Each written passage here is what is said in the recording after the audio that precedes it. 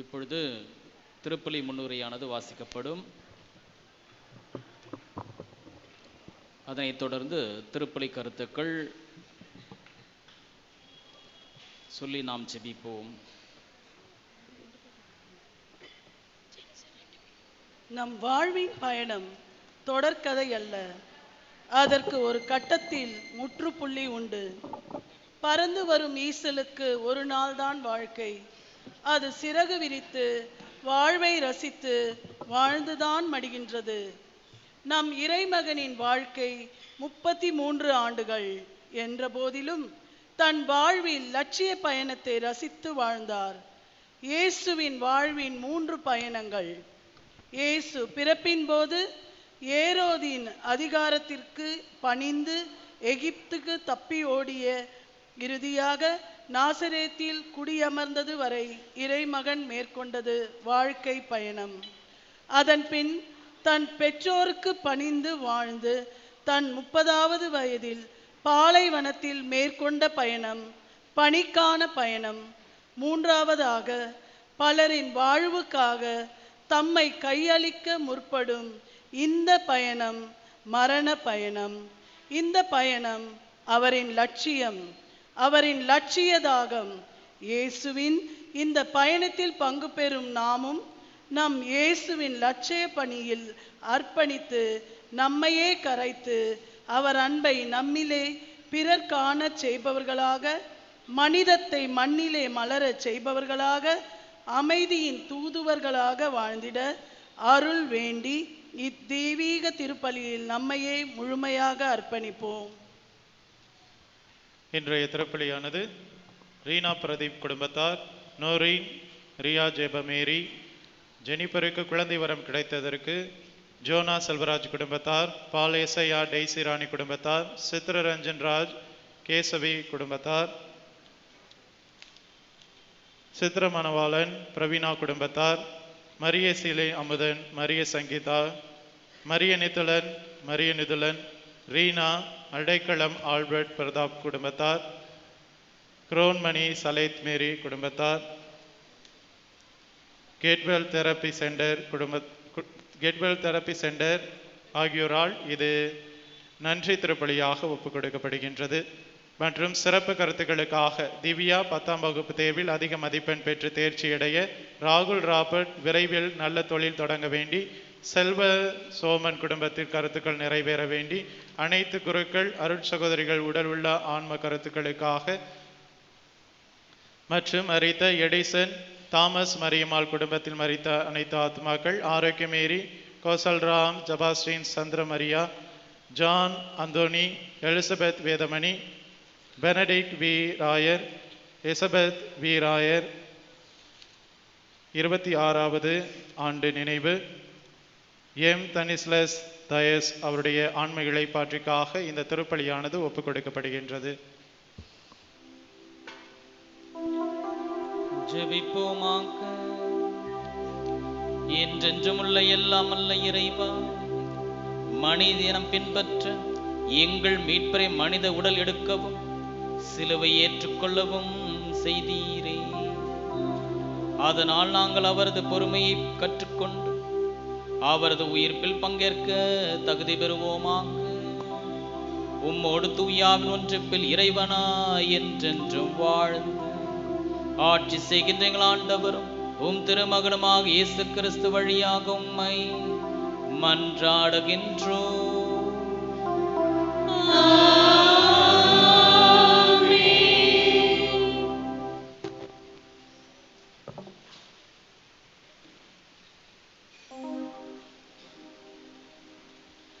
துன்புறும் ஊழியனாக இயேசுவை குறித்து ஏசாயா இறைவாக்கினர் முன்னறிவித்ததை இன்றைய முதல் வாசகம் நமக்கு தருகிறது.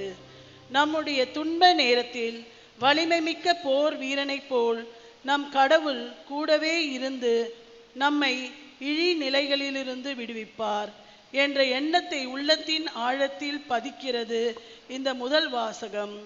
நமது 2ஆம் வாசகம் புனித பவுல் பிலிப்பியருக்கு எழுதிய திருமுகத்திலிருந்து இறைமகன் இயேசு தன் தந்தையின் மீது கொண்ட அன்பினாலும் கீழ்ப்படிதனாலும் மானுடல் ஏற்கும் அளவுக்கு தம்மையே வெறுமையாக்கி தாழ்த்தி கொண்டதால் இறைவன் அவரை எல்லோருக்கும் மேலாக உயர்த்தினார் என்பதை கோரும் இவ்விரு வாசகங்களுக்கும் மனம் திறந்து செவி மடுப்போம். முதல் வாசகம். நிந்தனை செய்வோருக்கு என் முகத்தை மறைக்கவில்லை, இழிநிலையை நான் அடைவதில்லை என்று அறிவேன். இறைவாக்கினர் எசையா நூலிலிருந்து வாசகம். அதிகாரம் 50, இறை வார்த்தைகள் 4 முதல் 7 முடிய. நலிந்தவனை நல்வாக்கால் ஊக்குவிக்கும் அறிவை நான் பெற்றிட ஆண்டவராகிய என் தலைவர் கற்றோனின் நாவை எனக்கு அளித்துள்ளார். காலைதோறும் அவர் என்னை தட்டி எழுப்புகின்றார். கற்போர் கேட்பது போல் நானும் செவி கொடுக்கச் செய்கின்றார். ஆண்டவராகிய என் தலைவர் என் செவியை திறந்துள்ளார். நான் கிளர்ந்தளவில்லை, விலகி செல்லவும் இல்லை. அடிப்போருக்கு என் முதுகையும் தாடியை பிடுங்குவோருக்கு என் தாடையையும் ஒப்புவித்தேன். நிந்தனை செய்வோருக்கும் காரி உமிழ்வோருக்கும் என் முகத்தை மறைக்கவில்லை. ஆண்டவராகிய என் தலைவர் துணை நிற்கின்றார். நான் அவமானமடையேன். என் முகத்தை கற்பாறை ஆக்கி கொண்டேன். இழிநிலையை நான் அடைவதில்லை என்று அறிவேன். ஆண்டவர் வழங்கும் அருள்வாக்கு. இறைவா உமக்கு நன்றி.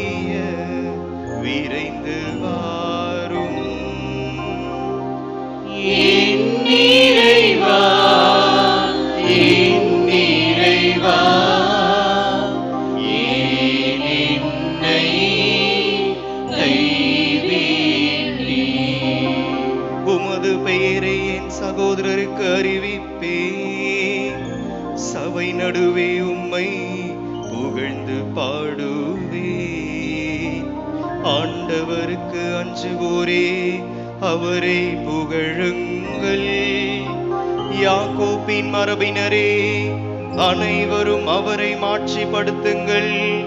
இஸ்ரேல் மரபினரே, அனைவரும் அவரை பணியுங்கள். என் இறைவா, என் இறைவா, ஏன் என்னை கைவிட்டீர்?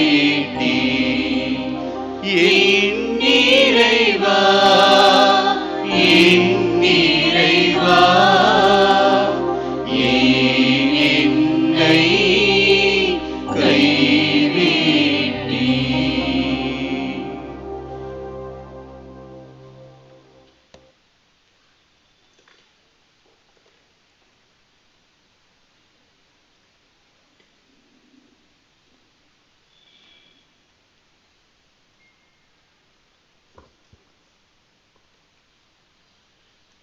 கிறிஸ்து தம்மையே தாழ்த்தி கொண்டார். எனவே கடவுளும் கிறிஸ்துவை உயர்த்தினார். திருத்தூதர் பவுல் பிலிப்பியருக்கு எழுதிய திருமுகத்திலிருந்து வாசகம். அதிகாரம் 2, திருவசனங்கள் 6 முதல் 11 வரை. கடவுள் வடிவில் விளங்கிய கிறிஸ்து கடவுளுக்கு இணையாக இருக்கும் நிலையை வலிந்து பற்றி கொண்டிருக்க வேண்டியதொன்றாக கருதவில்லை. ஆனால் தம்மையே வெறுமையாக்கி அடிமையின் வடிவை ஏற்று மனிதருக்கு ஒப்பானார். மனித உருவில் தோன்றி சாவை ஏற்கும் அளவுக்கு, அதுவும் சிலுவை சாவையை ஏற்கும் அளவுக்கு கீழ்ப்படிந்து தம்மையே தாழ்த்தி கொண்டார். எனவே கடவுளும் அவரை மிகவே உயர்த்தி எப்பெயருக்கும் மேலான பெயரை அவருக்கு அருளினார். ஆகவே கிறிஸ்துவின் பெயருக்கு விண்ணவர், மன்னவர், கீழுலகோர் அனைவரும் மண்டியிடுவர். தந்தையாம் கடவுளின் மாட்சிக்காக இயேசு கிறிஸ்து ஆண்டவர் என எல்லா நாவுமே அறிக்கையிடும். இது ஆண்டவர் வழங்கும் அருள்வாக்கு. இறைவா உமக்கு நன்றி.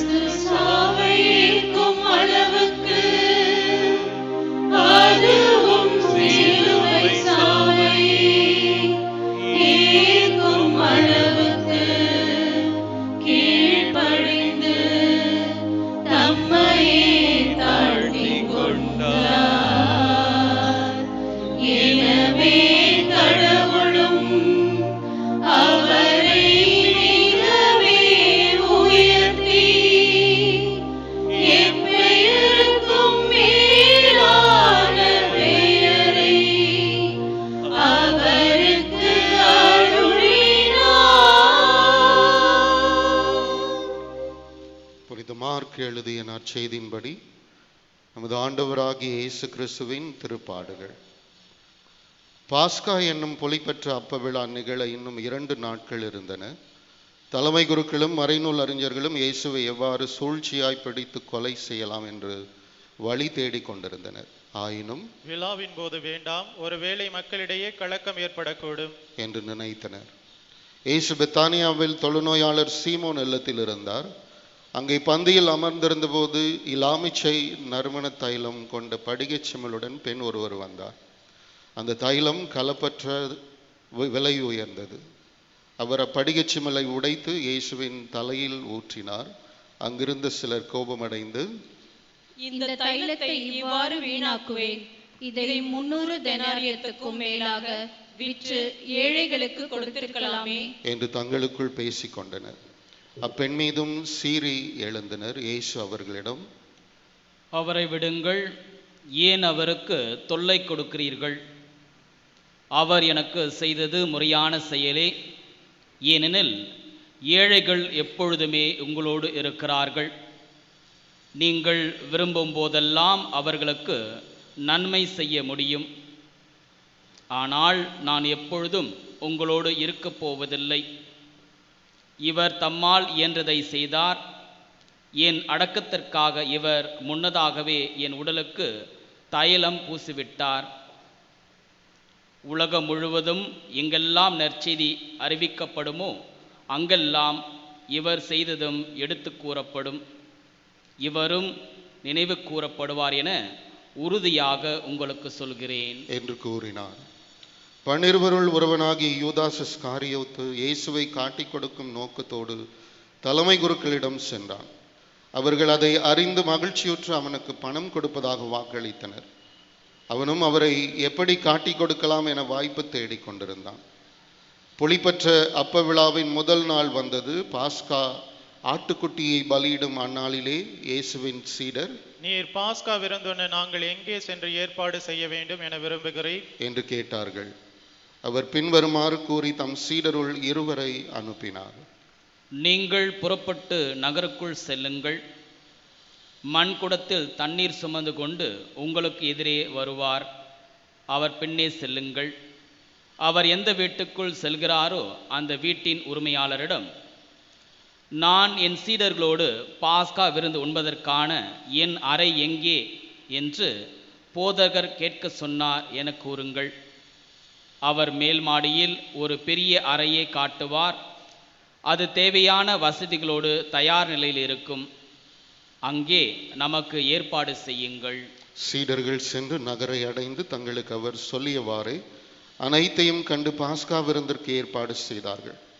மாலை வேளையானதும் இயேசு 12 வந்தார். அவர்கள் பந்தியில் அமர்ந்து உண்டு கொண்டிருந்த பொழுது, என்னோடு உண்ணும் உங்களுள் ஒருவன் என்னை காட்டிக் கொடுப்பான் என உறுதியாக உங்களுக்கு சொல்கிறேன் என்றார். அவர்கள் வருத்தமுற்று ஒருவர் பின் ஒருவராக, நானோ என்று அவரிடம் கேட்கத் தொடங்கினார்கள். அதற்கு அவர், அவன் 12 ஒருவன், என்னோடு பாத்திரத்தில் தொட்டு உண்பவன். மானிட மகன் தம்மை பற்றி மறைநூலில் எழுதியுள்ளவாறு போகிறார். ஆனால் ஐயோ, அவரை காட்டிக் கொடுக்கிறவனுக்கு கேடு. அம்மனிதன் பிறவாதிருந்தால் அவனுக்கு நலமாயிருந்திருக்கும் என்றார். அவர்கள் உண்டு கொண்டிருந்த பொழுது அவர் அப்பத்தை எடுத்து கடவுளை போற்றி அதை பிட்டு அவர்களுக்கு கொடுத்து, இதை பெற்றுக்கொள்ளுங்கள், இது எனது உடல் என்றார். பின்னர் அவர் கிண்ணத்தை எடுத்து கடவுளுக்கு நன்றி செலுத்தி அவர்களுக்கு கொடுத்தார். அனைவரும் அதிலிருந்து பருகினர். அப்பொழுது அவர் அவர்களிடம், இது எனது உடன்படிக்கையின் இரத்தம், பலருக்காக சிந்தப்படும் இரத்தம். இனிமேல் இறையாட்சி அந்நாளில்தான் நான் திராட்சரச பழத்தை குடிப்பேன். அதுவரை ஒருபோதும் குடிக்க மாட்டேன் என உறுதியாக உங்களுக்கு சொல்கிறேன் என்றார். அவர்கள் புகழ் பாடல் பாடிவிட்டு ஒலிவ மலைக்கு சென்றார்கள். இயேசு அவர்களிடம், நீங்கள் அனைவரும் ஓடிப்போவீர்கள். ஏனெனில் 1000 வெட்டுவேன், அப்பொழுது ஆடுகள் சிதறடிக்கப்படும் என்று மறைநூலில் எழுதியுள்ளது. ஆனால் நான் உயிருடன் எழுப்பப்பட்ட பின் உங்களுக்கு முன்பே கலிலாவுக்கு போவேன் என்றார். பேதுரு அவரிடம், எல்லாரும் ஓடி போய்விட்டாலும் நான் அவ்வாறு செய்ய மாட்டேன் என்றார். இயேசு அவரிடம், இன்றிரவில் சேவல் 2 முறை கூவும் முன் 3 முறை நீ என்னை மறுதலிப்பாய் என உறுதியாக உனக்கு சொல்கிறேன் என்றார். அவரோ, நான் உம்மோடு இறக்க வேண்டியிருந்தாலும் உம்மை ஒருபோதும் மறுதலிக்க மாட்டேன் என்று மிக அழுத்தமாக சொன்னார். அப்படியே அவர்கள் அனைவரும் சொன்னார்கள். பின்னர் இயேசுவும் சீடர்களும் கெஸ்தமனி என்னும் பெயர் கொண்ட ஒரு இடத்திற்கு வந்தார்கள். அங்கே அவர் தம் சீடரிடம், நான் இறைவிடம் வேண்டும் வரை நீங்கள் இங்கே அமர்ந்திருங்கள் என்று கூறி பேதுரு, யாக்கோபு, யோவான் ஆகியோரை தம்முடன் கூட்டிச் சென்றார். அப்பொழுது அவர் திகிலும் மனக்கலக்கமும் அடையத் தொடங்கினார். அவர், எனது உள்ளம் சாவருமலருக்கு ஆழ்துயரம் கொண்டுள்ளது, நீங்கள் இங்கேயே தங்கி விழித்திருங்கள் என்று அவர்களிடம் கூறினார். சற்று அப்பால் சென்று தரையில் விழுந்து முடியுமானால் அந்த நேரம் தம்மை விட்டு விலகுமாறு இறைவனிடம் வேண்டினார். அப்பா, தந்தையே, எல்லாம் உம்மால் இயலும். இத்துன்பக் கிண்ணத்தை என்னிடமிருந்து அகற்றும். ஆனாலும் என் விருப்பப்படி அல்ல, உம் விருப்பப்படியே நிகழட்டும் என்று கூறினார். அதன் பின்பு அவர் வந்து அவர்கள் உறங்கிக் கொண்டிருப்பதை கண்டு பேதுருவிடம், சீமோனே, உறங்கிக் கொண்டா இருக்கிறாய்? 1 மணி நேரம் விழித்திருக்க உனக்கு வலுவில்லையா? உங்கள் மனம் ஆர்வம் உடையதுதான், ஆனால் உடல் வலுவற்றது. எனவே சோதனைக்கு உட்படாதிருக்க விழித்திருந்து இறைவிடம் வேண்டுங்கள் என்றார். அவர் மீண்டும் சென்று அதே வார்த்தைகளை சொல்லி இறைவனிடம் வேண்டினார். அவர் திரும்பவும் வந்தபோது அவர்கள் உறங்கிக் கொண்டிருப்பதை கண்டார். அவர்களுடைய கண்கள் தூக்க கலக்கமாய் இருந்தன. அவருக்கு என்ன மறுமொழி கூறுவதென்றே அவர்களுக்கு தெரியவில்லை. அவர் 3ஆம் முறை வந்து அவர்களை நோக்கி, இன்னும் உறங்கி ஓய்வெடுக்கிறீர்களா? போதும், நேரம் வந்துவிட்டது. மானிட மகன் பாவிகளின் கையில் ஒப்புவிக்கப்பட போகிறார். எழுந்திருங்கள், போவோம். இதோ என்னை காட்டிக் கொடுப்பவன் நெருங்கி வந்துவிட்டான் என்று கூறினார். இயேசு தொடர்ந்து பேசிக் கொண்டிருந்த போது 12 ஒருவரான யூதாசு வந்தான். அவனோடு தலைமை குருக்களும் மறைநூல் அறிஞர் மூப்பர் ஆகியோர் அனுப்பிய மக்கள் கூட்டம் வாள்களோடும் தடிகளோடும் வந்தது. அவரை காட்டிக் கொடுக்கவிருந்தவன், நான் ஒருவரை முத்தமிடுவேன், அவர்தாம் இயேசு, அவரை பிடித்து காவலோடு கொண்டு போங்கள் என்று அவர்களுக்கு அடையாளம் சொல்லியிருந்தான். அவன் வந்ததும் உடனடியாக அவரை அணுகி, ரபி என கூறிக்கொண்டே அவரை முத்தமிட்டான்.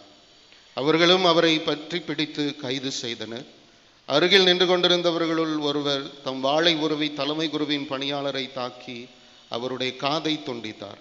இயேசு அவர்களை பார்த்து, கல்வனை பிடிக்க வருவது போல் வாள்களோடும் தடிகளோடும் என்னை கைது செய்ய வந்தது ஏன்? நாள்தோறும் கோவிலில் கற்பித்து கொண்டு உங்களோடு இருந்தேன். நீங்கள் என்னை பிடிக்கவில்லையே. ஆனால் மறைநூல் எழுதப்பட்டுள்ளவை நிறைவேற வேண்டும் என்றார். அப்பொழுது சீடர் அனைவரும் அவரை விட்டுவிட்டு தப்பி ஓடினர். இளைஞர் ஒருவர் தாம் வெறும் உடம்பின் மீது ஒரு நாற்பட்டு துணியை போர்த்தி கொண்டு அவர் பின்னே சென்றார். அவரை பிடித்தார்கள். ஆனால் அவர் துணியை விட்டுவிட்டு ஆடையின்றி தப்பி ஓடினார். அவர்கள் இயேசுவை தலைமை குருவிடம் கூட்டிச் சென்றார்கள். எல்லா தலைமை குருக்களும் மூப்பர்களும் மறைநூல் அறிஞர்களும் ஒன்று கூடினார்கள். பேதுரு தொலைவில் அவரை பின்தொடர்ந்தார். தலைமை குருவின் வீட்டு உள்முற்றம் வரை வந்து காவலரோடு உட்கார்ந்து நெருப்பி அருகே அவர் குளிர் காய்ந்து கொண்டிருந்தார். தலைமை குருக்களும் தலைமை சங்கத்தார் அனைவரும் இயேசுவுக்கு மரண தண்டனை விதிக்க அவருக்கு எதிராக சான்று தேடினார்கள். பலர் அவருக்கு எதிராக பொய் சான்று சொன்னார்கள். ஆனால் அச்சான்றுகள் ஒன்றுக்கொன்று முரண்பட்டிருந்தன. சிலர் எழுந்து, மனித கையால் கட்டப்படாத வேறொன்றை 3 நாளில் நான் கட்டி எழுப்புவேன் என்று இவன் சொல்ல நாங்கள் கேட்டோம் என்று அவருக்கு எதிராக பொய் சான்று கூறினர். அப்படியும் அவர்கள் சான்று ஒத்து வரவில்லை. அப்பொழுது தலைமை குரு எழுந்து அவர்களின் நடுவே நின்று, இவர்கள் உமக்கு எதிராக கூறும் சான்றுக்கு மறுமொழி ஒன்றும் கூற மாட்டாயா என்று இயேசுவை கேட்டார். ஆனால் அவர் பேசாதிருந்தார். மறுமொழி ஒன்றும் அவர் கூறவில்லை. மீண்டும் தலைமை குரு, போற்றுதற்குரிய கடவுளின் மகனாகிய மெசியா நீதானோ என்று அவரை கேட்டார். அதற்கு இயேசு, நானே அவர். மேலும் மானிட மகன் வல்லவராம் கடவுள் வலப்புறத்தில் வெற்றிருப்பதையும் வான்மேகங்கள் சூழ வருவதையும் காண்பீர்கள் என்றார். தலைமை குருவோ தம் அங்கியை கிழித்து கொண்டு, இன்னும் நமக்கு சான்றுகள் தேவையா? இவன் கடவுளை பரித்துரைத்ததை கேட்டீர்களே, உங்களுக்கு என்ன தோன்றுகிறது என்று கேட்க அவர்கள் அனைவரும் இவன் சாக வேண்டியவன் என்று தீர்மானித்தார்கள். பின்பு சிலர் அவர் மேல் துப்பவும் அவர் முகத்தை மூடி அவரை கையால் குத்தி, இறைவாக்கினனே யார் என சொல் என்று கேட்கவும் தொடங்கினர். காவலரும் அவரை கன்னத்தில் அறைந்தனர். அப்பொழுது பேதுரு கீழ்முற்றத்தில் இருக்க தலைமை குருவின் பணிப்பெண் ஒருவர் வந்து பேதுரு குளிர் காய்ந்து கொண்டிருப்பதைக் கண்டு அவரை கூர்ந்து நோக்கி, நீயும் இந்த நாசரேத்து இயேசுவோடு இருந்தவன் தானே என்றார். அவரோ, நீர் சொல்வது என்னவென்று எனக்கு தெரியவில்லை, புரியவும் இல்லை என்று மறுதளித்த போது சேவல் கூவிற்று. அப்பணிப்பெண் அவரை கண்டு சூழ இருந்தவர்களிடம், இவனும் அவர்களை சேர்ந்தவன் தான் என்று மீண்டும் கூறத் தொடங்கினார். அவர் மீண்டும் மறுதளித்தார். சற்று நேரத்திற்கு பின் சூழ இருந்தவர்களும், உண்மையாகவே நீ அவர்களை சேர்ந்தவனே, ஏனெனில் நீ ஒரு கலிலேயன் என்று மீண்டும் பேதுருவிடம் கூறினார்கள். அவரோ, நீங்கள் குறிப்பிடுகின்ற இந்த மனிதனை எனக்கு தெரியாது என்று கூறி சபிக்கவும் ஆணையிடவும் தொடங்கினார். உடனே 2ஆம் முறை சேவல் கூவிற்று. அப்போது சேவல் 2 முறை கூவும் முன் நீ என்னை 3 முறை மறுதளிப்பாய் என்று இயேசு தமக்கு கூறிய சொற்களை பேதுரு நினைவு கூர்ந்து மனமுடைந்து அழுதார். பொழுது விடிந்ததும் மூப்பரோடும் மறைநூல் அறிஞரோடும் தலைமை குருக்கள் ஆலோசனை செய்து இயேசுவை கட்டி இழுத்துச் சென்று பிலாத்துவிடம் ஒப்புவித்தனர்.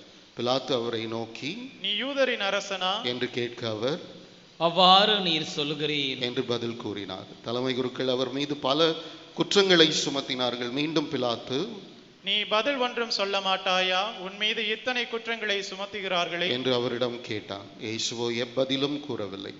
ஆகவே பிலாத்து வியப்புற்றான். விழாவின் போது மக்கள் கேட்டுக்கொள்ளும் ஒரு கைதியை அவர்களுக்காக பிலாத்து விடுதலை செய்வதுண்டு. பரபா என்னும் கைதி ஒருவன் இருந்தான். ஒரு கலக்கத்தில் கொலை செய்த கலகக்காரரோடு பிடிபட்டவன் அவன். மக்கள் கூட்டம் வந்து வழக்கமாய் செய்வது போல ஒரு கைதியை விடுதலை செய்யுமாறு பிலாத்துவை வேண்டத் தொடங்கியது. அதற்கு பிலாத்து, யூதரின் அரசரை உங்களுக்காக நான் விடுதலை செய்ய வேண்டும் என்று விரும்புகிறீர்களா என்று கேட்டான். ஏனெனில் தலைமை குருக்கள் பொறாமையால் தான் அவரை ஒப்புவித்திருந்தார்கள் என்று அவன் உணர்ந்திருந்தான்.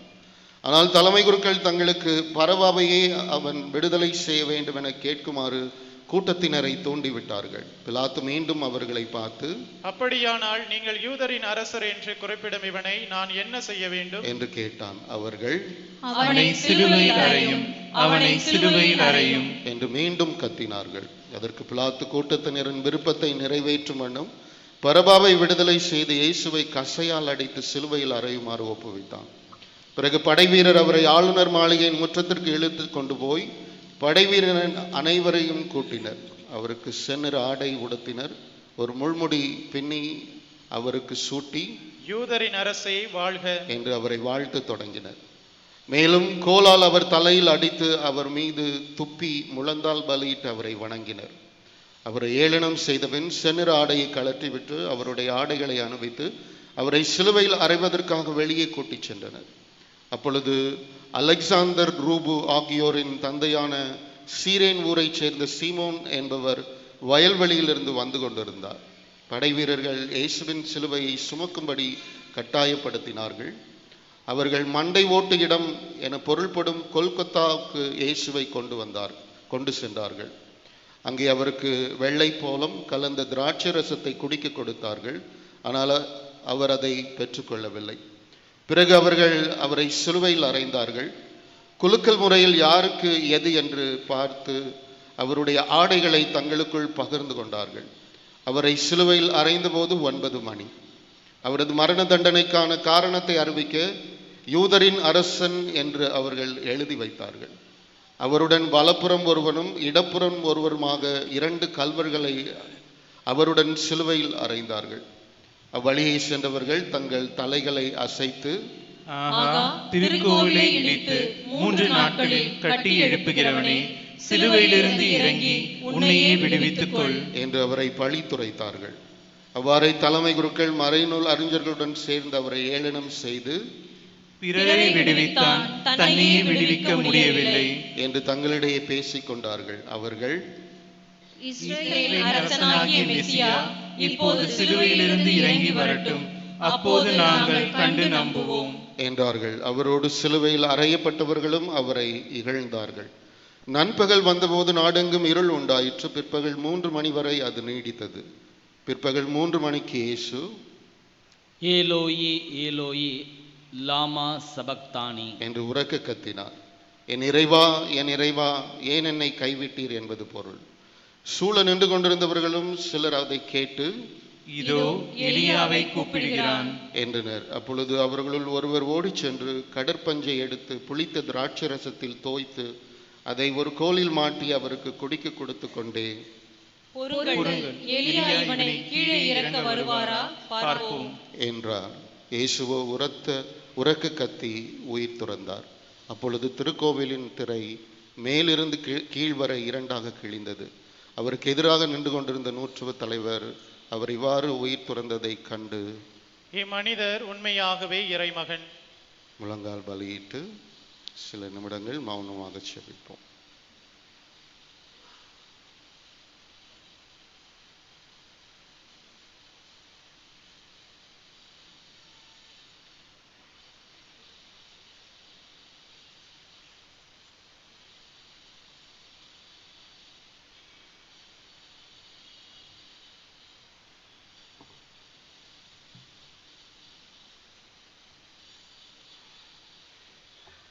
அனைவரும் எழுந்து நிற்போம். பெண்கள் சிலரும் தொலைவில் நின்று இதை உற்று நோக்கி கொண்டிருந்தனர். அவர்களுள் மகதலா மரியாவும் சின்ன யாக்கோபு யோசே ஆகியோரின் தாயாகிய மரியாவும் சலோமி என்பவரும் இருந்தனர். இயேசு கலிலேயாவில் இருந்தபோது அவர்கள் அவரை பின்பற்றி அவருக்கு பணிவிடை செய்து வந்தார்கள். அவருடன் எருசலேமுக்கு வந்திருந்த வேறு பல பெண்களும் அங்கே இருந்தார்கள். இதற்குள் மாலை வேளையாகிவிட்டது. அன்று ஓய்வு நாளுக்கு முந்தைய ஆயுத்த நாளாக இருந்தபடியால் அரிமத்தியா ஊரை சேர்ந்த யோசேப்பு என்பவர் துணிவுடன் பிலாத்துவிடம் போய் இயேசுவின் உடலை கேட்டார். அவர் மதிப்புக்குரிய தலைமைச் சங்க உறுப்பினர். அவரும் இறையாட்சியின் வருகைக்காக காத்திருந்தவர். எனவே இயேசு இறந்து விட்டதை குறித்து பிலாத்து வியப்படைந்து நூற்றுவர் தலைவரை அழைத்து, அவன் இதற்குள் இறந்து விட்டானா என்று கேட்டான். நூற்றுவர் தலைவரிடமிருந்து கேட்டு அறிந்ததும் உடலை அவர் யோசேப்பிடம் அளித்தார். யோசேப்பு மெல்லிய துணி ஒன்றை வாங்கி வந்து இயேசுவின் உடலை இறக்கி துணியால் சுற்றி பாறை வெட்டப்பட்டிருந்த கல்லறையில் கொண்டு வைத்தார். அதன் வாயிலில் ஒரு கல்லை உருட்டி வைத்தார். அவரை எங்கே வைத்தனர் என்பதை மகதலா மரியாவும் யோசேப்பின் தாய் மரியாவும் உற்று பார்த்து கொண்டிருந்தனர்.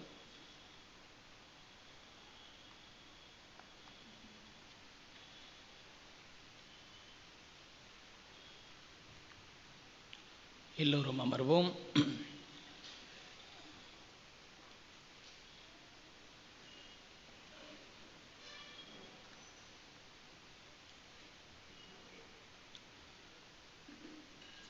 வித்தாரமும் கடமும் வேண்டாம், மடநெஞ்சே செத்தவனை போல இரு. வித்தாரமும் கடமும் வேண்டாம், மடநெஞ்சே செத்தவனை போல இரு. இந்த உலகம் தருகின்ற பாராட்டையோ புகழையோ போற்றுதலையோ நாடாதே, பற்றற்றவனாயிரு. இது பட்டினாத்தருடைய பாடல் வரிகள். இதனுடைய பொருள் இதுதான். உலகம் தருகின்ற பாராட்டையோ புகழையோ போற்றுதலையோ நாடாதே, பற்றற்றவனாய் செத்தவனை போல இரு. புனித வாரத்தின் முதல் நாளிலே நாம் இருக்கின்றோம். இன்று மகிழ்ச்சியான நாள். காரணம், இயேசுவை அரசராக மக்கள் பார்த்து அவரை ஆர்ப்பரிப்போடு மகிழ்ச்சியோடு பவனியாக எருசலேம் நகருக்குள் அவரை அழைத்து செல்கிறார்கள். ஆனால் இந்த மகிழ்ச்சி, இந்த நிலைப்பாடு, இந்த ஆர்ப்பரிப்பு எத்தனை உண்மையானது, எந்த அளவுக்கு நிலைத்து நிற்கும் என்பது தெரியாது. எனவே இந்த நாளிலே 3 நிலைகளில் இந்த நாளை சிந்திக்கலாம் என்று நினைக்கின்றேன். முதல் விஷயம் யதார்த்தம், ரியாலிட்டி. அந்த ரியாலிட்டிக்கு முன்பாக வருகின்ற எதிர்பார்ப்பு, எக்ஸ்பெக்டேஷன். நிறைய பேருக்கு நிறைய எதிர்பார்ப்புகள் இருக்கிறது. ஆனால் எதிர்பார்ப்பு வேறு, யதார்த்தம் வேறு. அப்போ எதிர்பார்ப்புக்கு பிறகு வருகின்ற யதார்த்தம், யதார்த்தத்துக்கு பிறகு வருகின்ற ஏற்றுக்கொள்கின்ற மனப்பக்குவம், my acceptance. Expectation, reality and acceptance. எதிர்பார்ப்பு என்று சொல்கின்ற பொழுது இன்றைய நாளில் மக்களுடைய எதிர்பார்ப்பு என்னவாக இருந்தது? இத்தனை காலம் ஆண்டுகளாக ரோமேருக்கு அடிமைகளாக இருந்தோம். வரி விதித்து நம்மை அடிமைகளாக நடத்தினார்கள். எனவே நமக்கு விடுதலை வேண்டும். யாராவது ஒருவர் நம்மை காப்பாற்ற மாட்டாரா? நமக்கு விடுதலை அளிக்க மாட்டாரா? நமக்கு ஒரு அரசராக இருக்க மாட்டாரா என்ற எதிர்பார்ப்போடு இருந்தார்கள். இயேசுடைய அற்புதத்தையும் அதிசயம் பார்த்தார்கள். இயேசுடைய போதனை கேட்டார்கள். இந்த மனிதன் தான் சரியான மனிதன், இந்த மனிதன் தான் நமக்கு அரசனாக வேண்டும் என்ற எதிர்பார்ப்போடு மக்கள் ஆர்ப்பரிப்போடு அவரை பவனியாக எருசலேம் நகருக்குள் வழிநடத்தி செல்கிறார்கள். இது மக்களுடைய எதிர்பார்ப்பு. ஆனால் இயேசுடைய எதிர்பார்ப்பு என்னவாக இருந்தது? அழகாக சொல்கிறார். மத்தேயு நற்செய்தியிலே சொல்கிறார், என் தந்தையுடைய விருப்பத்தை நிறைவேற்றுவதே என்னுடைய விருப்பம். அப்போ அவருடைய விருப்பம் என்னவாக இருக்கிறது? சிலுவை சாவை ஏற்றுக்கொள்ள வேண்டும், சிலுவையை சுமக்க வேண்டும், அதில் மரிக்க வேண்டும், அதன் வழியாக மக்களுக்கு மீட்பை கொடுக்க வேண்டும். இப்படிப்பட்ட ஒரு எதிர்பார்ப்பு இருந்தது. இந்த 2 எதிர்பார்ப்புகள் நிறைவேறியதா என்று பார்க்கின்ற பொழுது அது ஒரு மிகப்பெரிய கேள்விக்குறி. நிறைய இடங்களிலே ஒரு எடுத்துக்காட்டாக சொல்ல வேண்டுமா? 2 எடுத்துக்காட்டாக சொல்லலாம். சாமுவேல் முதல் புத்தகம் 8வது அதிகாரம் 6, 7, 8 வசனங்கள். கடவுளுடைய எதிர்பார்ப்பு என்னவாக இருந்தது? இந்த மக்களை மீட்டு கொண்டு வர வேண்டும், இந்த மக்களை வழி நடத்த வேண்டும், இந்த மக்களுக்கு எல்லாமுமாக இருக்க வேண்டும் என்ற ஒரு எண்ணம் இருந்தது. ஆனால் மக்களுடைய எதிர்பார்ப்பு என்னவாக இருந்தது? சாமுவேல் கிட்ட சொல்றாங்க, எங்களுக்கு நீதி வழங்க அரசர் வேண்டும். அப்போ கடவுள் சாமுவேலிடம் சொல்கிறார், அவர்கள் உன்னை புறக்கணிக்கவில்லை, மாறாக என்னை புறக்கணிக்கிறார்கள். நான் அவர்களை ஆளாதபடி என்னைத்தான் அவர்கள் புறக்கணிக்கிறார்கள். அன்றே மக்கள் கடவுளை அரசராக இருக்க அவர்களுக்கு விருப்பம் இல்லை. எங்களுக்கு நீங்க அரசராக இருக்க விருப்பம் இல்லை, எங்களில் ஒருவனை நீங்கள் தேர்ந்தெடுத்து கொடுங்கள், அவர்கள் எனக்கு அரசராக இருக்கட்டும். அன்றே அவர்கள் முடிவு செய்தார்கள். அது மக்களுடைய எதிர்பார்ப்பாக இருந்தது. நிறைய இடங்களில் இந்த எதிர்பார்ப்புகள் ஏமாற்றத்தில் முடிவடைவதாக தான் இருக்கிறது. இன்னொரு எடுத்துக்காட்டு சொல்ல வேண்டும் என்றால், லூக்கா நற்செய்தி 17வது அதிகாரம் 17வது வசனம். 10 தொழுநோயாளர்களை இயேசு குணப்படுத்துகிறார். ஆனால் ஒருவர் மட்டும்தான் வந்து கடவுளை போற்றி புகழ்கிறார்கள். நான் இந்த ஒரு வாக்கியத்தை நானே வடிவமைச்சேன். எல்லா எதிர்பார்ப்புகளும் ஏமாற்றத்தில் முடிவடைந்ததால் எதிர்பார்ப்பதை நிறுத்திவிட்டேன், யதார்த்தத்தை நண்பனாக்கி கொண்டேன். நல்லா இருக்குதா? நல்லா இருந்தால் எல்லாம் கைகளை தூக்கி பிரைஸ் எல்லாம், இயேசுக்கு நன்றி, மரியே வாழ்க. நிறைய பேர் கவனிக்கல, நான் திருப்பி சொல்றேன். எல்லா எதிர்பார்ப்புகளும் ஏமாற்றத்தில் முடிவடைந்ததால் எதிர்பார்ப்பை நிறுத்திவிட்டேன், யதார்த்தத்தை நண்பனாக்கி கொண்டேன். All my expectation ended in failure, so I befriended the reality. இல்ல, யதார்த்தத்தை நம்ம இப்போ விஷயம் என்ன, எல்லா எதிர்பார்ப்புகளும் ஏமாற்றத்தில் தான் முடிவடைகிறது. இப்போ கூட உங்களுடைய எதிர்பார்ப்பு என்னவாக இருக்கிறது? இந்த மனுஷன் எவ்வளோ சீக்கிரத்தில் முடிப்பான்னு தெரியலையே, சீக்கிரம் முடிச்சுட்டா வீட்டுக்கு போய் பிரேக்ஃபாஸ்ட் சாப்பிடலாம். இல்லை, உங்களை ஏமாற்றுவேன் கண்டிப்பாக, எவ்வளோ நேரம் எழுப்பேன்னு எனக்கு தெரியாது. யதார்த்தம். அப்போ எதிர்பார்ப்பு நமக்கு நடக்கவில்லை என்றால் நாம் யதார்த்தத்தை நண்பனாக்கி கொள்ள வேண்டும். அப்போ யதார்த்தம் என்ன? What is the reality? யதார்த்தம் என்பது எது நிலையானதோ அதுதான் யதார்த்தம். What is permanent is reality. யதார்த்தம் நிலையானது. எது நிலையானது? துன்பங்கள் பிரச்சனைகள்லாம் நிலையானதா, இல்லை மகிழ்ச்சி நிலையானதா? எது நிலையானது? ரெண்டுமே நிலையானது. சபையுரையாள புத்தகத்தில் அழகாக சொல்லப்பட்டிருக்கிறது. 7வது அதிகாரம் 14வது வசனம். இன்பமாயிருக்கின்ற பொழுது நீ மகிழ்ச்சியோடு இரு, ஏன்னா உனக்கு தெரியாத ஒரு விஷயம் வந்து கொண்டிருக்குது. என்னன்னா, இன்பமும் துன்பமும் மாறி மாறி வருகின்ற ஒன்று. நீங்க யோசிச்சு பாருங்களேன், இயேசுவை அரசராக கூட்டிக் கொண்டிருக்கின்ற பொழுது அவர் மனசு எங்க இருந்தது? சிலுவை மரணத்தை நான் சந்திக்கணும், பாடுகள் படணும் இருந்தது. இப்படி யோசிச்சு பாருங்க, சிலுவை மரணத்தில் சிலுவை சுமக்கும் பொழுது அவருடைய எண்ணம் என்னவா இருந்தது? இன்னும் கொஞ்ச நேரத்தில் நம்மளை சிலுவையில் அரைஞ்சிருவாங்க, நம்ம செத்து போயிடுவோம், ஆனால் நம்ம 3ஆம் நாள் உயிர் தெழுவோம். பாருங்க, மகிழ்ச்சியா இருக்கின்ற பொழுது துன்பத்தை நினைத்துக் கொள்கிறார், துன்பத்தில் இருக்கின்ற பொழுது உயிர்ப்பை நினைத்துக் கொள்கிறார். இதுதான் ரியாலிட்டி. இதுதான் ரியாலிட்டி. இதுதான் வாழ்க்கையுடைய தத்துவம். இன்று இயேசு இப்படி இந்த ஒரு பாடத்தை தான் நமக்கு கற்பிக்கின்றார். இன்பமும் துன்பமும் மாறி மாறி வருகின்ற ஒன்று. நம்மளாம் என்ன நினைச்சுக்கோம்? இன்பம் இதுதான் நிரந்தரம் அப்படின்னு நினைச்சுக்கோம். இல்ல, துன்பம், ஐயோ நான் கஷ்டப்பட்டுட்டே இருக்கிறேன், பிரச்சனையில் இருக்கிறேன், வேதனை இருக்கிறேன், எனக்கு இது ரொம்ப கஷ்டமா இருக்குது அப்படின்னு நினைச்சுக்கோ, இதுதான் நிரந்தரம். இல்ல, இன்பமும் துன்பமும் மாறி மாறி வருகின்ற ஒன்று. இனியே பாருங்களேன், இன்னைக்கு நீங்க சோகமா இருக்க, எல்லா முகமும் மாறி. இதே ஈஸ்ட் அன்னைக்கு நீங்க எப்படி இருப்பீங்க? அப்பா முடிஞ்சிச்சுறா 40 நாள் மீன் கறி முட்டை வாங்கி போல காட்டணும் இல்லை? அப்ப விஷயம் என்ன? Reality of life. யதார்த்தம் என்னன்னா, இன்பமும் துன்பமும் மாறி மாறி வருகின்ற ஒன்று. இயேசு இன்று மகிழ்ச்சியாக இருக்கிறார், அரசராக தன்னை உயர்த்த போகிறார் என்ற மகிழ்ச்சி இருக்கின்ற பொழுது அவர் என்ன நினைக்கிறாரு? தன்னுடைய பாடுகளை பற்றி நினைக்கின்றார். பாடுகளின் பொழுது தன்னுடைய உயிர்ப்பை பற்றி நினைக்கிறார். இதுதான் வாழ்க்கையுடைய தத்துவம். இந்த தத்துவத்தை தான் நாம் கற்றுக்கொள்ள. You should have a balance in R life. ஒரு விஷயத்தை அப்படியே மொத்தமா போயிடக்கூடாது. ஏன்னா இன்பமும் துன்பமும் மாறி மாறி வருகின்ற ஒன்று என்பதை நாம் உணர வேண்டும். அதற்கு நிறைய உதாரணங்கள் இருக்கிறது. யோபு ரொம்ப அருமையான உதாரணம். எல்லாவற்றையும் கடவுள் கொடுக்கிறார், எல்லாவற்றையும் பிடிக்கிக் கொள்கிறார். அப்போ அவருடைய நிலைப்பாடு என்னவாக இருக்கிறது? 1வது அதிகாரம் 27 வசனம், பிறந்த மீனியா நான் வந்தேன், திரும்புகில் பிறந்த மீனியா நான் செல்வேன். ஆண்டவர் கொடுத்தார், ஆண்டவர் பெயர் பெற்றுக்கொண்டார், ஆண்டவர் பெயர் போற்று பெறுக. கொடுக்கும் பொழுதும் ரொம்ப ஓவரா சந்தோஷப்படல, எடுத்துக்கொள்ளும் பொழுதும் அவரு மனசு கஷ்டப்படல. என்ன சொல்றாரு?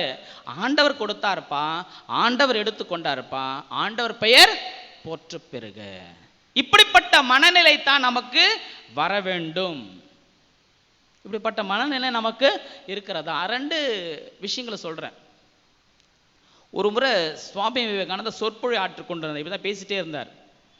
அப்ப கூட்டத்துல இருந்து ஒருத்தன் வந்தான், நேரா வந்து சுவாமி விவேகானந்தர் பார்த்து காரி துப்பினான். அப்போ சீடர்கள்லாம் அவர் அடிக்க போறாங்க. அப்போ சுவாமி விவேகானந்தர் சொன்ன அருமையான வார்த்தைகள், இவன் ஏதோ சொல்ல வரான், வார்த்தைகள் கிடைக்கல, செயல்ல காட்டிட்டான். இவன் ஏதோ சொல்ல வரான், வார்த்தை கிடைக்கல, செயல்ல காட்டிட்டான். எதுவுமே பண்ண அவனை போயிடுறான். 1 வாரம் கழித்து அதே காரி துப்புன அதே மனிதன் வந்து முழங்கால் பண்ணிட்டு கதறி அழறான். அப்ப சுவாமி விவேகானந்தா அதே வார்த்தைகளை சொல்றாரு. என்ன சொல்றாரு? இவன் ஏதோ சொல்ல வந்தான், வார்த்தை கிடைக்கல, செயல்ல காட்டிட்டான். 2 விஷயத்தையும் ஒரே மாதிரி பார்க்கின்ற அந்த மனப்பக்குவம், இன்பமாக இருக்கட்டும் துன்பமாக இருக்கட்டும், ஒரே மனநிலையோடு நாம் பார்க்க கற்றுக்கொள்ள வேண்டும். அதுதான் இன்றைய நாளின் மைய கருத்து. நீங்க ரொம்ப எக்ஸைட்டடா ஆகக்கூடாது, ரொம்ப சோகமா மனம் கலந்து போகவும் கூடாது. ஏன்னா இன்று இந்த ஞாயிறு, குருத்தோலை ஞாயிறாக இருக்கட்டும், வருகின்ற நாட்கள் ஆண்டருடைய பாடுகள் அல்லது ஆண்டருடைய அந்த திருவிருந்தாக இருக்கட்டும், உயிர்ப்பு ஞாயிறாக இருக்கட்டும், இது எல்லாமே நம்முடைய வாழ்க்கையின் ஒரு அங்கமாக இருக்கின்றது. It is one reality. இதில் என்னுடைய எதிர்பார்ப்பு ஏமாற்றத்தை கொடுக்கலாம், அல்லது இந்த எதிர்பார்ப்பு நம்மை அடுத்த கட்டத்துக்கு செல்ல விடாமல் தடை செய்யலாம். ஆனால் ரியாலிட்டினா இது கடந்து போகும், இட் வில் பாஸ் த்ரூ அப்படின்றது தான் ரியாலிட்டி. அப்போ 3வது என்னன்னா, இந்த ரியாலிட்டியை நாம ஏற்றுக்கொள்ளணும். we have to accept. ஏற்றுக்கொள்கிறோமா என்பது மிக மிக முக்கியமான விஷயம். அப்போ ஏற்றுக்கொள்ளணும்னா என்ன பண்ணணும்? சில விஷயங்கள் நமக்கு கசப்பா இருக்கும், நம்மளால முடியாத நிலையில இருக்கும். ஆனா அந்த நேரத்தில் நம்ம என்ன பண்ணணும்னா, இயேசு செஞ்சது போல தான் செய்யணும். இயேசு கெத்செமனே தோட்டத்தை சொல்ற அருமையான வார்த்தை, தந்தையே கூடுமானால் இத்துன்பக்கிண்ணம் என்னை விட்டு அகலட்டும், ஆனால் என்னுடைய விருப்பம் அல்ல உம்முடைய விருப்பமே நிறைவேறட்டும். Praise the Lord. இயேசுக்கு நன்றி, மரியே வாழ்க. அப்ப நம்முடைய இக்கட்டான சூழ்நிலையில், நம்முடைய பிரச்சனைகளை நம்மால் சந்திக்க முடியாத சூழ்நிலையில், நம்முடைய சவால்களை நம்மால் எதிர்கொள்ள முடியாத சூழ்நிலையில் நம்ம என்ன பண்ணணும்னா, கடவுளிடம் நம்மை ஒப்பு கொடுத்தணும். ஆண்டவரை நீங்க பார்த்துக்குங்க, நீங்க என்ன வழி நடத்துங்க. அதை தான் இயேசு என்று செய்தார்.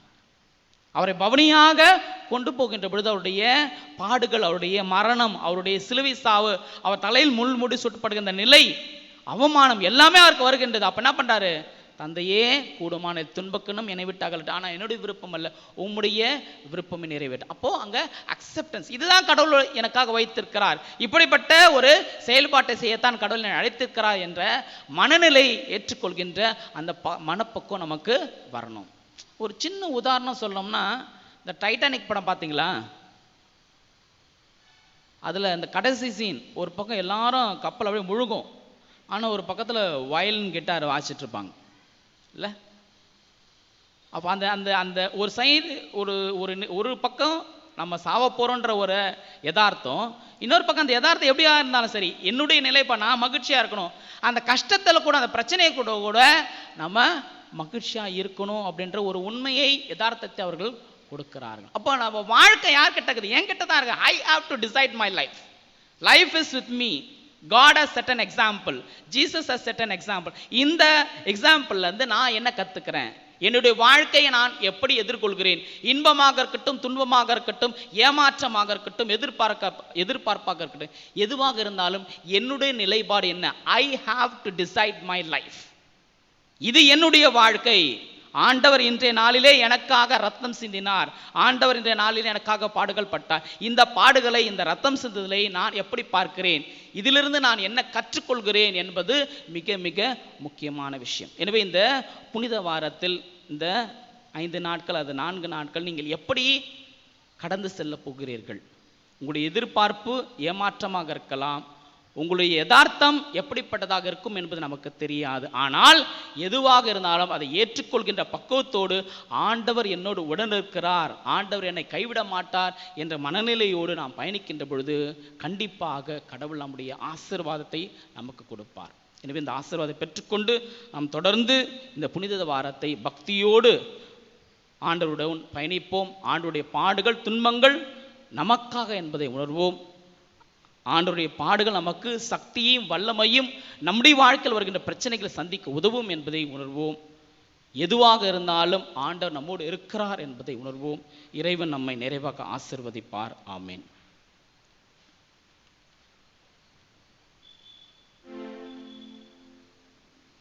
எல்லோரும் எழுந்து நிற்போம்.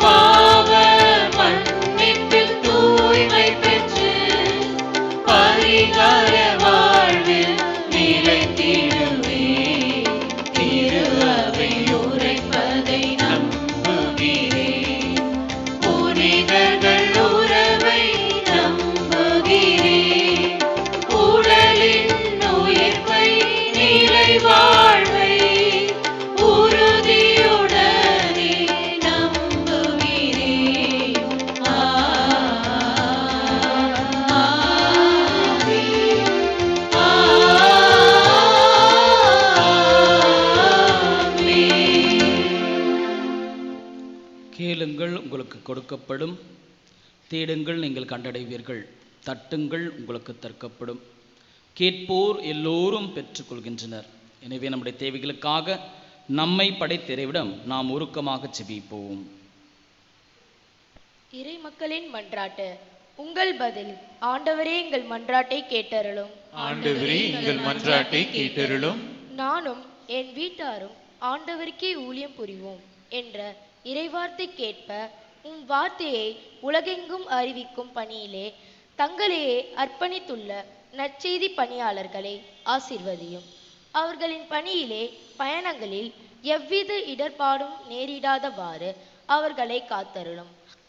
அவர்களை வல்லமையோடு உம் வார்த்தையை அறிவித்திட தூயாவின் கனிகளை நிறைவாக பொழிந்து அவர்களை அறிவிக்கும் இறைவார்த்தைகளை கேட்பவர்களிடம் நல்ல மனமாற்றத்தினை பெற்று உண்மை கடவுளாகிய உம்மை உணர்ந்து உமக்கணிந்தவர்களாகிய வாழ்ந்திடவும் வரம் வேண்டி இறைவா உம்மை மன்றாடுகிறோம். ஆண்டவரே எங்கள் மன்றாட்டை கேட்டருளும். நேர்மையற்ற சினத்தை நியாயப்படுத்த முடியாது என்ற இறைவார்த்தை கேட்ப எங்கள் வாழ்வில் பலரிடம் பல்வேறு காரணங்களால் பல நேரங்களில் எங்கள் கோபத்தை வெளிப்படுத்துகின்றோம். பல தருணங்களில் நியாயமே இல்லாத, அவசியமே இல்லாத காரணங்களால் கோபத்தை காட்டுகின்றோம். அந்த கோபத்தினால் நிம்மதி, மகிழ்ச்சி, அமைதி மற்றும் உறவுகளை இழந்து தவிக்கின்றோம். நேர்மையான நியாயமான காரணங்களால் அன்றி அறிவினமற்ற கோபத்தை வெளிப்படுத்தாது கட்டுப்பாட்டுடன் பொறுமையுடன் வாழ்ந்திட அருள் வேண்டி இறைவா உம்மை மன்றாடுகிறோம். ஆண்டவரே, எங்கள் மன்றாட்டை கேட்டருளும். திட்டமிடல் எல்லா செயல்களுக்கும் முன் செல்கின்றது என்ற இறைவார்த்தை கேட்ப குடும்பம், சமூகம், நாடு என அனைத்து நிலையினரும் தங்கள் வாழ்வை திட்டமிடுதலுடன் கொண்டு செல்கின்றன. அந்த திட்டமிடுதல் பல நேரங்களில் செயலாக்கம் பெறாமல் வார்த்தை மற்றும் எழுத்து வடிவத்திலே மடிந்து விடுகின்றன, அல்லது திட்டங்கள் சரியாக அமையாமல் அவற்றை செயல்படும் போது தோல்வியை கொடுத்து விடுகின்றது. இத்தகைய சூழல்களில் நீதாமே நாங்கள் நிறைந்த ஞானத்துடனும் அறிவுடனும் நன்கு திட்டமிட்டு செயல்படுத்திடவும் அவை தோல்வியை தழுவாமல் நேரங்களில் மனம் சோர்ந்திடாமல் அவற்றை ஏற்றி தொடர்ந்து உற்சாகத்துடனும் ஊக்கத்துடனும் வாழ்வில் பயணித்திட வருமரள வேண்டும் என்று இறைவா உம்மை மன்றாடுகிறோம். ஆண்டவரே, எங்கள் மன்றாட்டை கேட்டருளும்.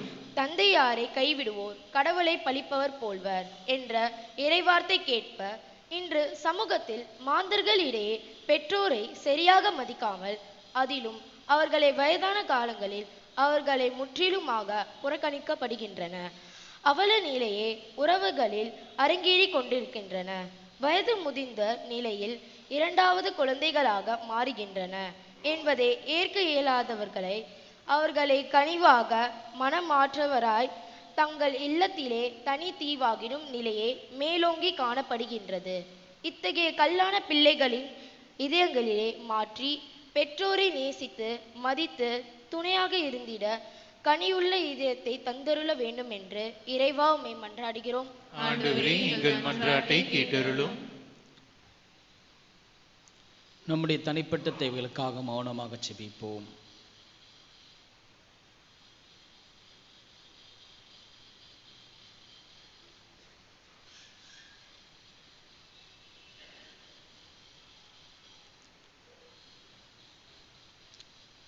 என்றும் வாழும் எல்லாமல்ல இறைவா, அதிகாலை வேளையிலே நாங்கள் ஒன்றாக ஒரே குடும்பமாக இணைந்து ஒப்பு கொடுத்திருக்கின்ற இந்த அனைத்து ஜெபங்களையும் வேண்டுதல்களை விண்ணப்பங்களையும் நீ தயவாய் கண்ணோக்கி எங்களுக்கு தேவையான அனைத்து ஆசீர்வாதங்களையும் அருள் வளங்களையும் தந்து எங்களை என்னாலும் உமது கண்மணி போல காத்தருள வேண்டுமென்று எங்கள் ஆண்டவராகிய கிறிஸ்து வழி மன்றாடுகிறோம். ஆமென்.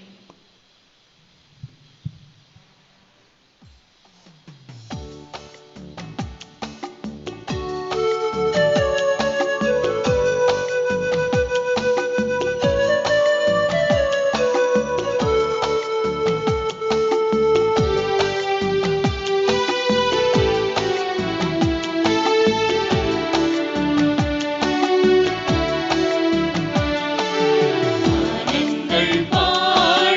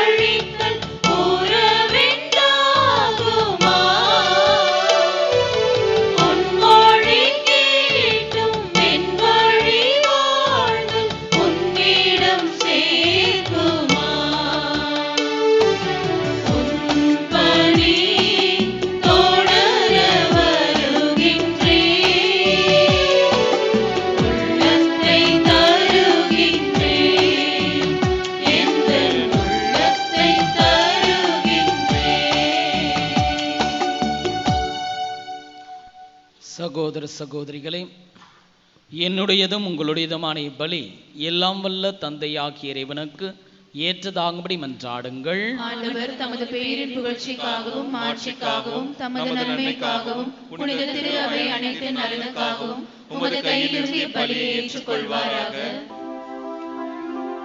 ஆண்டவரே, உம் ஒரே திருமணின் பாடுகளால் நீர் எம்மீது கொண்டுள்ள இரக்கம் நெருங்கி வருவதாக.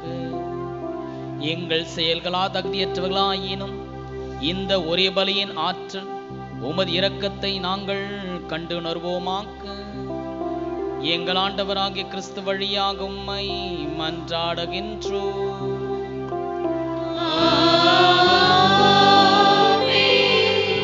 ஆண்டவர் உங்களோடு இருப்பாராக.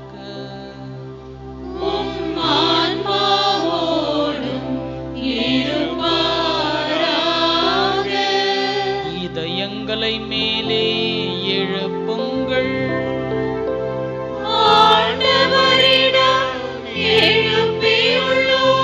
நம் இறைவனாகிய ஆண்டவருக்கு நன்றி கூறுவோம்.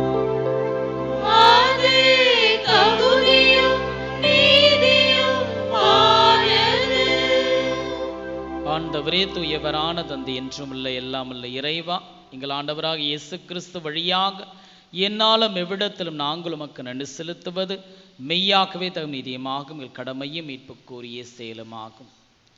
மாசற்ற கிறிஸ்து பாவிகளுக்காக பாடுபடவும் தீயோரின் மீட்புக்காக அநீதியாக தீர்ப்பிடப்படவும் திருவுளமானார். அவரது இறப்பு எங்கள் பாவங்களை போக்கியது, அவரது உயிர்த்தெழுதல் எங்களை உமக்கு ஏற்புடையவராக ஆக்கியது. ஆகவே நாங்கள் வானதூதர் அனைவரோடும் சேர்ந்து உம்மை புகழ்ந்தேத்தி அக்களித்து ஆர்ப்பரித்து பாடுவதாவது: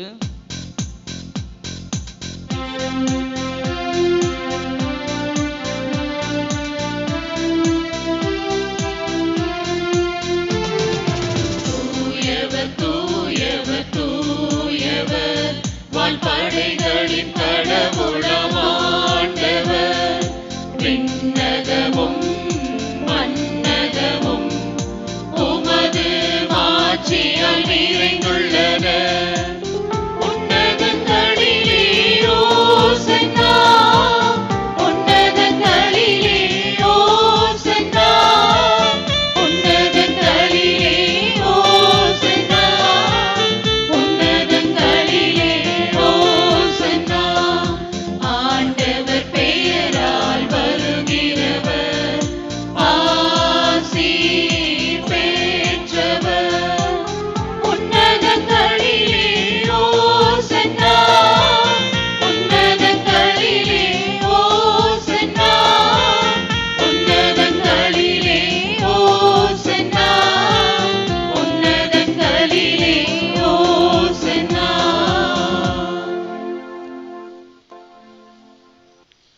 ஆண்டவரே, நீர் மெய்யாகவே தூயவர், தூய்மை அனைத்துக்கும் ஊற்று. ஆகவே உம்முடைய தூய ஆவியை பொழிந்து இக்காணிக்கைகளை தூய்மைப்படுத்த வேண்டுகிறோம். இவ்வாறு எங்கள் ஆண்டவர் இயேசு கிறிஸ்துவின் உடலும் இரத்தமாகவே எங்களுக்கு மாறுபனவாக. அவர் பாடுபட உளம் கனிந்து தம்மை கையளித்த போது அப்பத்தை எடுத்து நன்றி செலுத்தி அதை பெற்று தம் சிலருக்கு அளித்தவர் கூறியதாவது: அனைவரும் இதிலிருந்து பெற்று உண்ணுங்கள், ஏனெனில் இது உங்களுக்காக கையளிக்கப்படும் என் உடல்.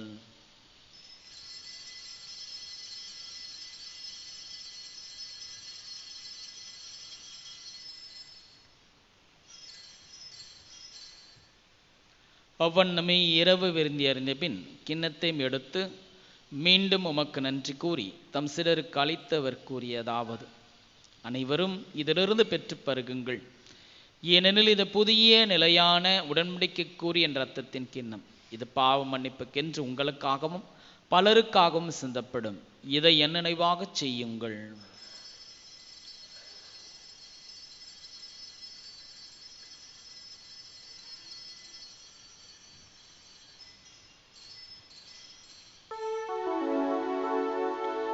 இது நம்பிக்கையின் மறை பொருள்.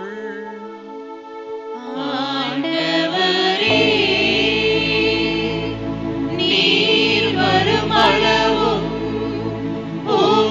உமது இறப்பினை அறிக்கையிடுகின்றோம்.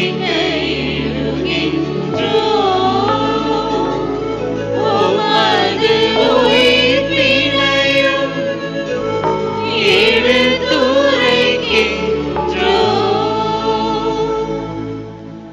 ஆகவே ஆண்டவர் கிறிஸ்துவின் இறப்பினை உயிர்ப்பை நினைவு கூர்ந்து வாழ்வதரும் அப்பத்தை மீட்பளிக்கும் கிண்ணத்தை எமக்கு ஒப்புக் கொடுக்கின்றோம்.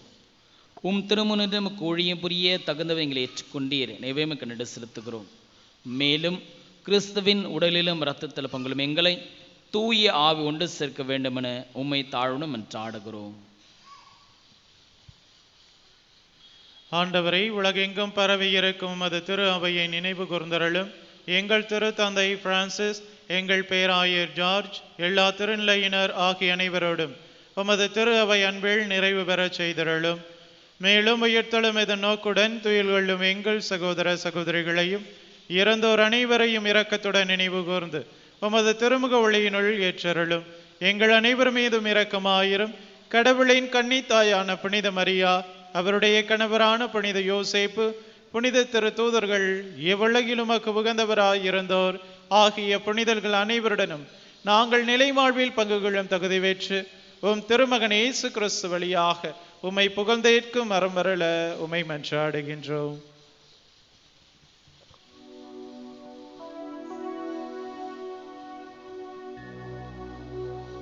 இவர் வழியாக இவரோடு இவரில் எல்லாம் வல்ல இறைவனாகிய தந்தையே, தூய ஆவியின் ஒன்றிப்பில் எல்லா புகழும் மாட்சியும் என்றென்றும் உமக்கு உரியதே.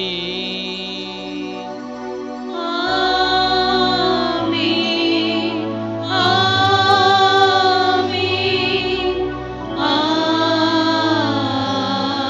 ஆமென். மீட்பரின் கட்டல் கற்பிக்கப்பட்டு இறை படிப்பினியால் பெற்று பெற்ற நாம் துணிந்து பாடுவோம். விண்ணுலகில் இருக்கிற எங்கள் தந்தையே, உமது பெயர் தூயது என போற்றப் பெறுக. உமது ஆட்சி வருக. உமது திருவுளம் விண்ணுலகில் நிறைவேறுவது போல மண்ணுலகிலும் நிறைவேறுக. எங்கள் அன்றாட உணவை இன்று எங்களுக்கு தாரும். எங்களுக்கு எதிராக குற்றம் செய்வோரை நாங்கள் மன்னிப்பது போல எங்கள் குற்றங்களை மன்னியும். எங்களை சோதனைக்கு உட்படுத்தாதேயும், தீமையிலிருந்து எங்களை விடுவித்தருளும். ஆண்டவரே, தீமை அனைத்திலும் எங்களை விடுவித்து எங்கள் வாழ்நாளில் அமைதி கருளும்மை மன்றாடுகின்றோம். உமது இரக்கத்தின் உதவியால் நாங்கள் பாவத்திலிருந்து எப்பொழுது விடுதலை பெற்று யாதொரு கலக்கமின்றி நலமாயிருப்போமாக. நாங்கள் இது நோக்கி இருக்கும் பேரின்பத்துக்காகவும் எம் மீட்பராகிய இயேசு கிறிஸ்துவின் வருகைக்காகவும் காத்திருக்கின்றோம். ஏனெனில் ஆட்சியும் வல்லமையும் மாட்சியும் என்றென்றும் உமதே. ஆண்டவரே இயேசு கிறிஸ்துவே, அமைதி உங்களுக்கு செல்கின்றேன், என் அமைதி உங்களுக்கு அளிக்கிறேன் என்று திருத்தூதருக்கு மொழிந்தீரே. எங்கள் பாவங்களை பாராமல் உமது திரு அவை நம்பிக்கை கண்ணோக்கி திருவுளத்திற்கேற்ப அமைதி முற்றிமல திருவுளம் கொள்வீராக்க. என்றென்று வாழ்ந்தால் சென்றவர் நீரே.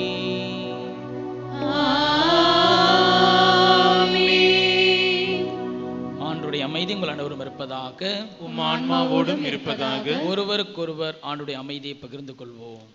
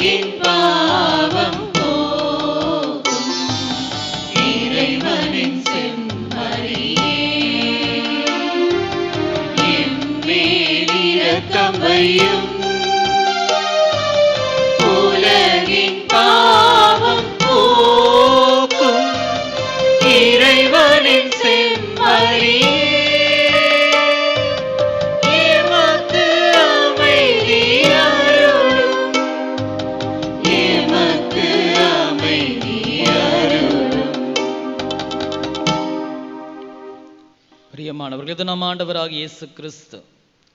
இவரே உலகின் பாவங்களை போக்குகின்றவர்.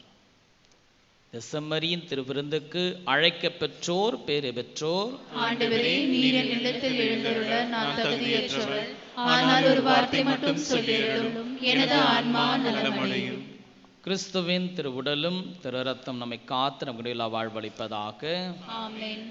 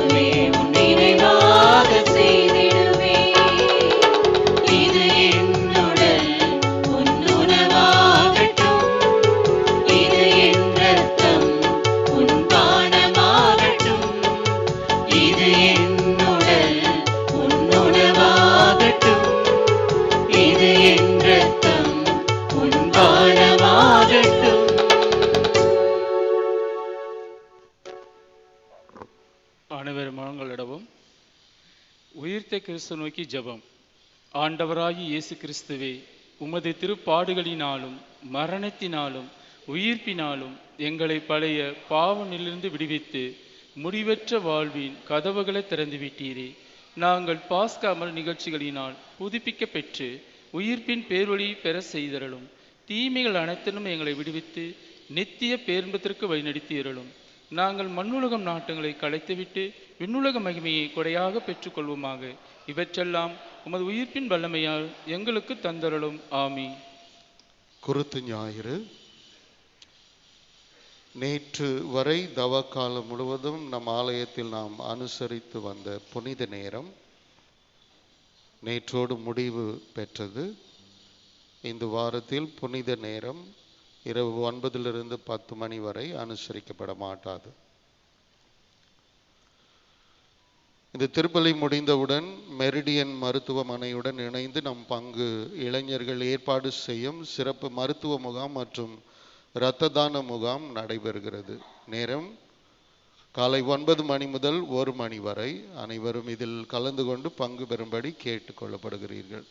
இந்த மருத்துவ முகாம் நம்முடைய பிரைமரி பள்ளி இடத்தில் நடைபெறும். இது திருப்பலி முடிந்தவுடன் 9:30 மணிக்கு ஆங்கிலத்தில் திருப்பலி இருக்கும். நாளை மார்ச் 25 திங்கட்கிழமை அன்று நம்முடைய பங்கில் ஒப்புரவு அருட்சாதன நிகழ்வு நடைபெறும். மாலை 6 மணி முதல் 8 மணி வரை குருக்கள் இங்கே இருப்பார்கள். தயவுசெய்து நீங்கள் உங்களுடைய ஒப்புரவு அருட்சாதனத்தை பெற்றுக்கொள்ளவும் மற்ற நாட்களில் குருக்களை தொந்தரவு செய்ய வேண்டாம்.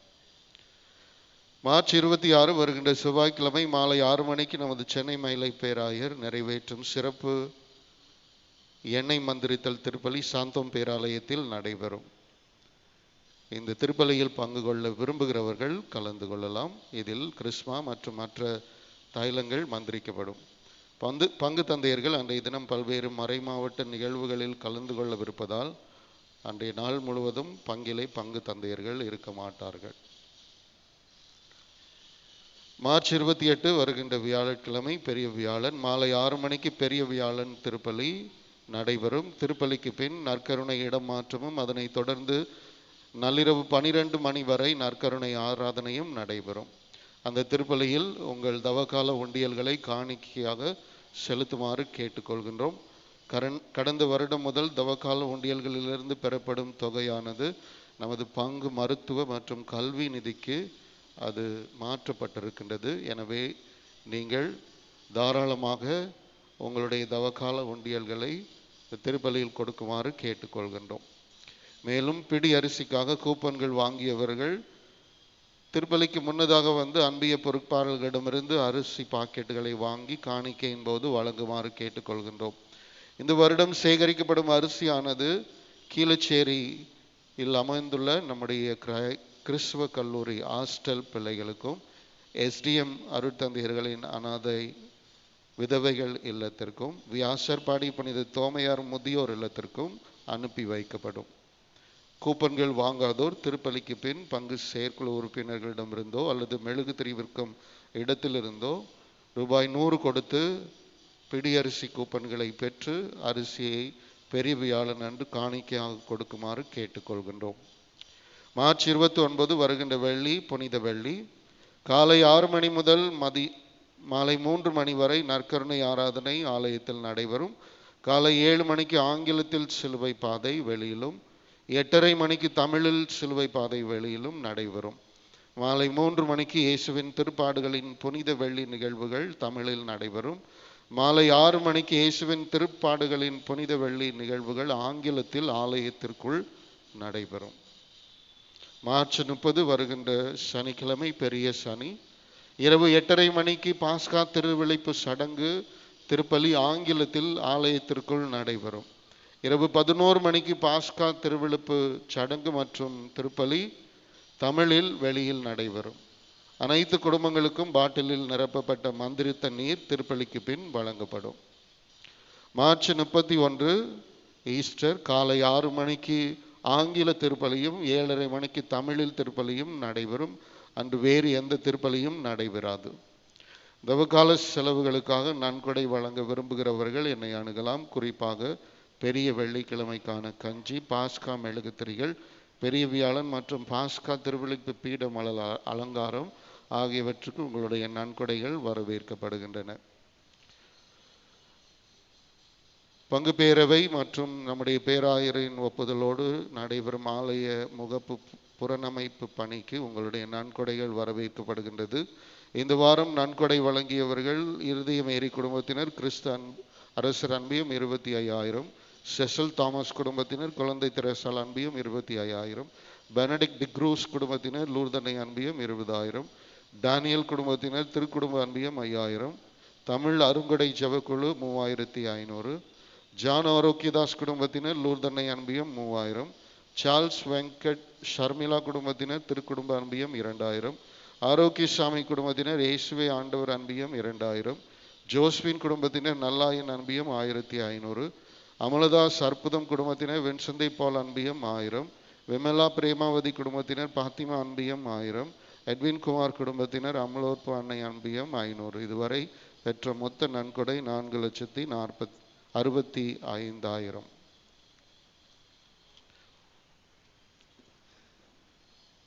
நமது பள்ளி Don Bosco matriculation higher secondary school 24-25 கல்வி ஆண்டுக்கான மாணவர் சேர்க்கை விண்ணப்ப படிவங்கள் விநியோகிக்கப்படுகின்றது. பெற்றோர்கள் விண்ணப்ப படிவங்களை பள்ளி அலுவலகத்திலிருந்து பெற்றுக்கொள்ளலாம். இந்த வருடம் முதல் நம் பள்ளியில் கத்தோலிக்க மாணவர்களுக்கு கல்வி கட்டணத்தில் சலுகை வழங்கப்படும். இந்த சலுகையை பெற விரும்பும் கத்தோலிக்க மாணவர்கள் பங்கு தந்தை கடிதம், மறைக்கல்வி வருகை பதிவு அட்டை நகல், அதோடு குடும்ப அட்டையின் நகல் ஆகியவற்றை சமர்ப்பிக்க வேண்டும். கடந்த ஞாயிறு உங்கள் காணிக்கை 24,089 ரூபாய். உங்கள் காணிக்கைக்கு நன்றி. இன்றைய திருப்பலியை நமக்காக ஆற்றி செபித்த தந்தை ஹரி வில்லியம்ஸ் கிறிஸ்துவ கல்லூரியினுடைய செயலர் அவர்களுக்கு நம்முடைய மனமார்ந்த நன்றிகளை நாம் உரித்தாக்கிக் கொள்வோம். திருப்பலி முடிந்தவுடன் தயவு செய்து விரைவாக கலைந்து செல்லுங்கள். சரியாக 9:30 மணிக்கு ஆங்கிலத்தில் திருப்பலியானது நடைபெறும். இறுதி ஜெபத்திற்கு எழுந்து நிற்போம்.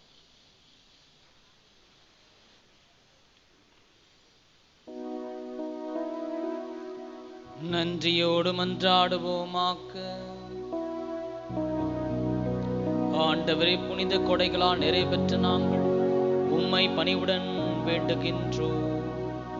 அதனால் நாங்கள் நம்புவதை உமது திருமகன் இறப்பினால் எதிர்நோக்கியிருக்க செய்தருளும். எங்கள் ஆண்டவராகிய கிறிஸ்து வழியாக உம்மை மன்றாடுகின்றோம்.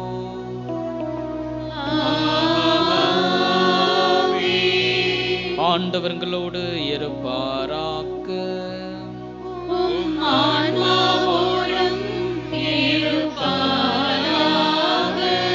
எல்லாம் வல்ல இறைவன் தந்தை மகன் தூயாவி நம் அனைவரை நிறைவாக ஆசீர்வதிப்பாராக.